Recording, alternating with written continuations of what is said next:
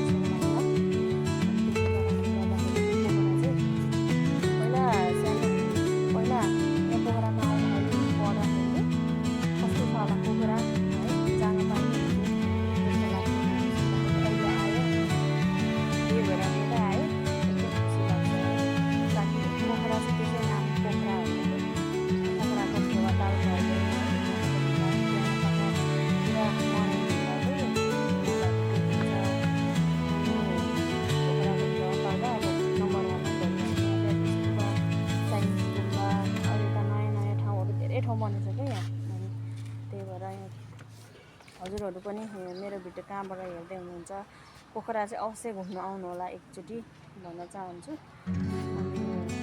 र नेपालको सबै ठाउँहरू राम्रै छ छनको लागि त तर पनि पोखरा चाहिँ एकदम नम्बर 1 नै पर्छ। हाम्रो उता पूर्व इलाम पनि राम्रै छ नराम्रो भन्नु मिल्दैन। अब नेपालको होइन त अब धेरै ठाउँ मिलेको छैन नेपालमा त्यही भएर सबै ठाउँ राम्रै छ। नेपालमा चाहिँ एकदम प्राकृतिक छ क्या जे पनि आफै भएको प्रकृतिले नै बनाएको क्या त्यही भएर त्यसै कारणले गर्दाखेरि सबै कुरा राम्रो छ। हजुरहरू पनि मेरो भिडियो कहाँबाट हेर्दै हुनुहुन्छ अवश्य पोखरा चाहिँ घुम्न आउनु होला भन्न चाहन्छु। मेरो भिडियो कस्तो लाग्छ के लाग्छ अवश्य प्रतिक्रिया पनि दिनु होला। मेरो छोरी चाहिँ यहाँ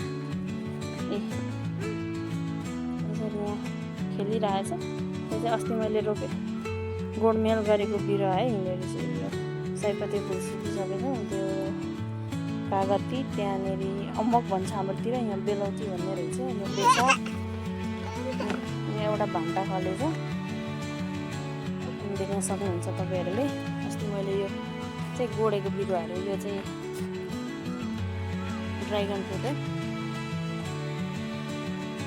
यो चाहिँ एकदम खानु पनि मिठो स्वास्थ्यको लागि पनि एकदम लाभदायक हुन्छ।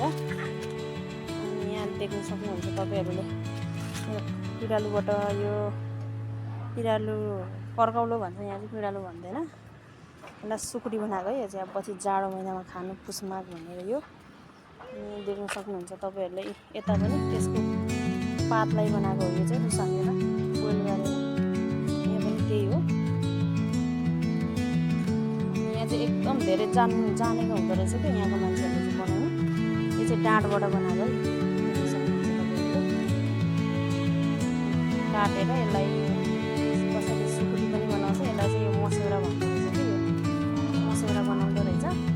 अनि यताको मान्छेहरूले चाहिँ बनाएर खानु चाहिँ एकदम जानेको क्या, देख्न सक्नुहुन्छ तपाईँहरूले। यो चाहिँ पात बोइल गरेर सुकाएको, यताको मान्छेहरूले चाहिँ जानेको हुन्छ जस बनाउनु चाहिँ। पछाडिको मैले जहिले पनि देखाउने गर्छु के अरे, अब म बच्चाको आमा टाढो त म जान सक्दिनँ, त्यही भएर यो वरिपरि बनाउँछु। मेरो दैनिकी भनौँ न, यसरी नै मेरो दिनहरू चाहिँ बित्छ, नानी हेर्ने, काम गर्ने, बस्ने। देख्न सक्नुहुन्छ पछाडि यसलाई भन्छ वाइचो।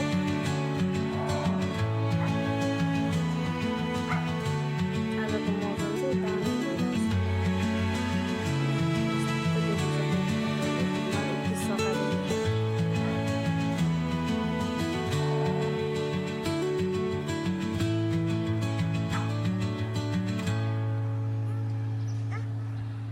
मेरो छोरी यहाँ छ, छोरी